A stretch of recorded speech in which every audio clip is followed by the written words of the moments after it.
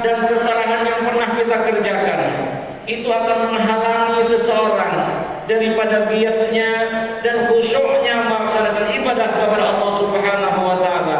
Yang ibadah itu sendiri adalah tugas utama kita sebagai manusia di muka bumi. Allah sebutkan dalam Al-Qur'an, A'udzu billahi minasyaitonir rajim. Wa ma khalaqtul jinna wal insa illa liya'budun. Tidaklah kata Allah menjadikan jin dan manusia itu melainkan untuk ibadah kepadaku. Siapapun dia, apapun kedudukannya, dimanapun stratanya, tujuan utama hidupnya adalah untuk ibadah kepada Allah Subhanahu wa taala, bukan untuk yang lainnya. Yang lainnya, apakah itu pekerjaan, hobinya atau kesenangannya, itu hanyalah sekedar perantara untuk menghantarkan dia dalam melaksanakan ibadahnya kepada Allah Subhanahu wa taala. Ibadahlah tugas pokok kita sebagai seorang hamba. Al-Imam Ghazali rahimahullah taala menyatakan, ketika seseorang ingin melaksanakan ibadah kepada Allah Subhanahu wa taala, namun dia berjemur dengan dosa dan kesalahan, maka itu hanya menjadi satu angan-angan. Artinya, keinginannya untuk ibadah itu tidak akan terlaksana dengan baik, tidak akan bisa terwujud dengan baik.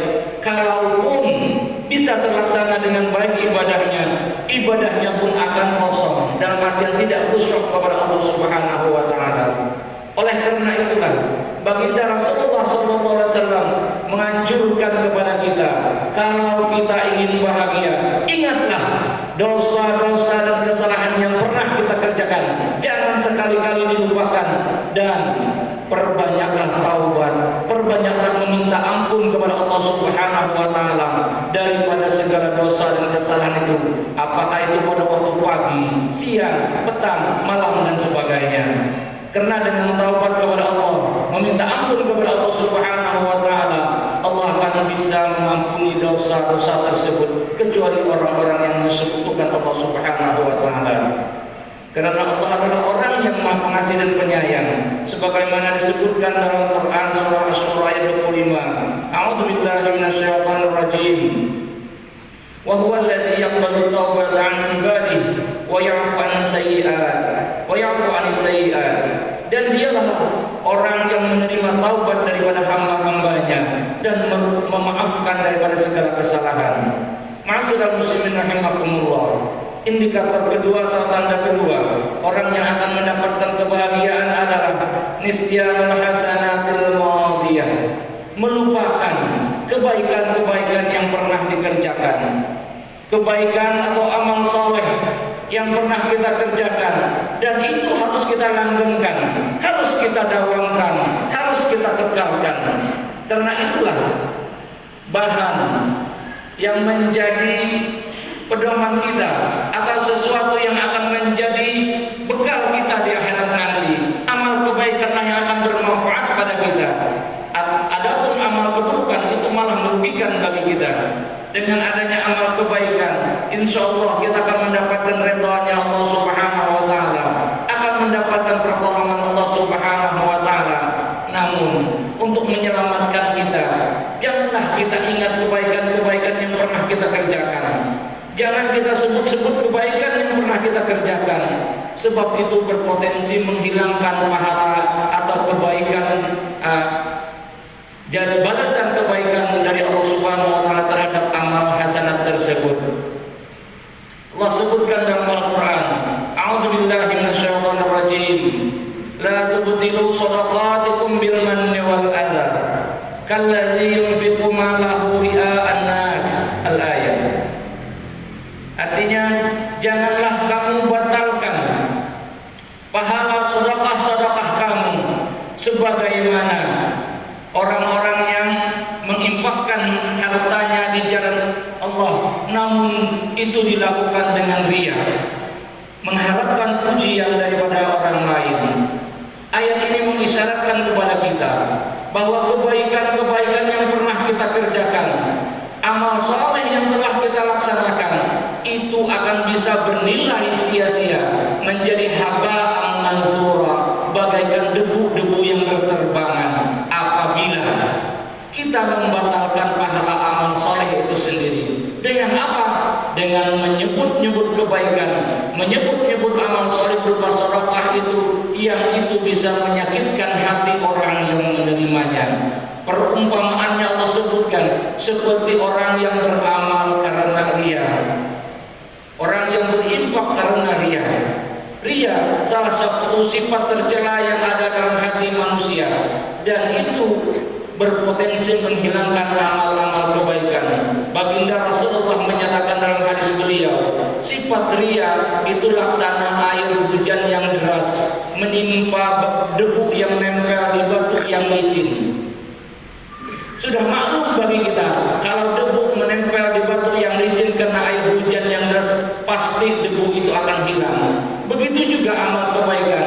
Ketika orang yang memiliki amal kebaikan itu bersifat riya, ingin mengharapkan pujian daripada manusia, tidak ikhlas semata-mata karena Allah, maka amal kebaikan itu akan hilang pahalanya, tidak ada manfaatnya sama sekali. Oleh karena itulah Rasul mengajarkan kepada kita, jangan kita lupa, jangan kita ingat kebaikan-kebaikan yang pernah kita kerjakan, sebab itu bisa berpotensi menimbulkan sifat riya.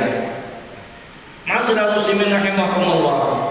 Indikator keempat, indikator ketiga daripada tanda-tanda orang yang akan mendapatkan kebahagiaan dia akan selalu memandang kepada orang yang berada di atas dia dalam urusan agama, melihat orang yang rajin ibadah, melihat orang yang taat kepada Allah, melihat orang yang punya ilmu dan diamalkan ilmunya.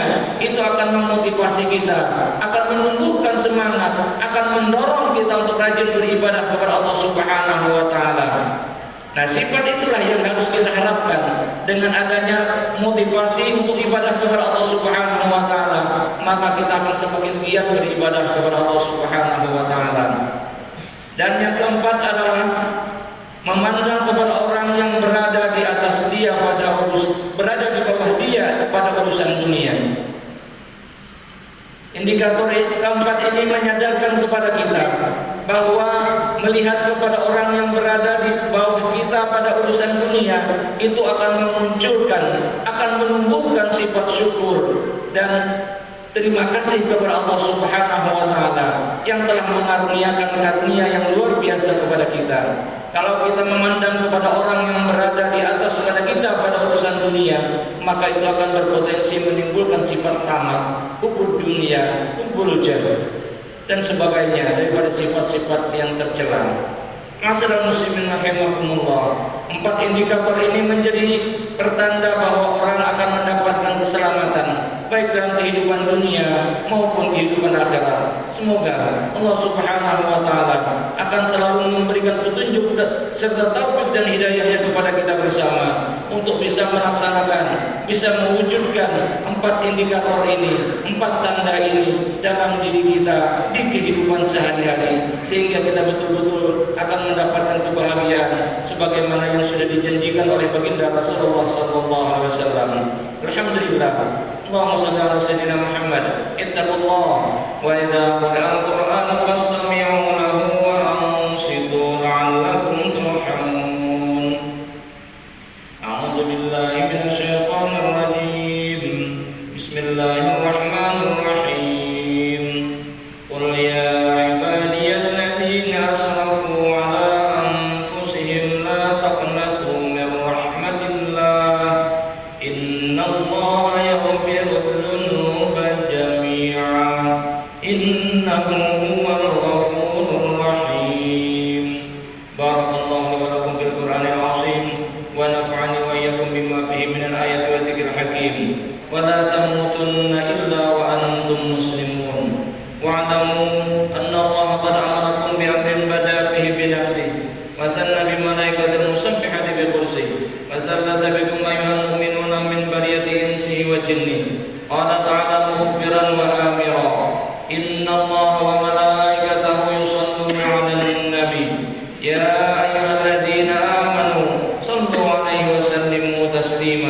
Allahumma salli wa sallim wa barik ala